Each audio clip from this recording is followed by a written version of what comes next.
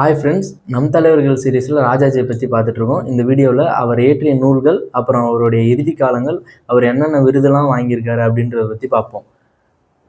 ராஜாஜி எழுதிய நூல்கள்னு பார்த்தீங்கன்னா, சக்கரவர்த்தி திருமகன் அப்படின்ட்டு அவர் பார்த்தீங்கன்னா ராமாயணத்தை தமிழில் மொழிபெயர்த்திருக்காரு.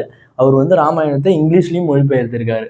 அப்புறம் பார்த்தீங்கன்னா வியாசகர் விருந்து அப்படின்ட்டு பெயரில் மகாபாரதத்தை அவர் தமிழில் மொழிபெயர்ப்பு செஞ்சுருக்காரு.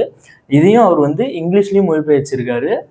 அப்புறம் அவர் இயற்றிய நூல்கள் மற்ற ரெண்டு என்னென்னு பார்த்தீங்கன்னா திக்கற்ற பார்வதி அப்படின்ற நூலும், கண்ணன் காட்டிய வழி அப்படின்ற நூலையும் ஏற்றியிருக்காரு. அடுத்து பார்த்தீங்கன்னா அவருடைய இறுதி காலங்கள் பார்த்தீங்கன்னா அவர் 1972 டிசம்பர் மாதம் 25ஆம் தேதி அவர் இயற்கை எழுதினார்.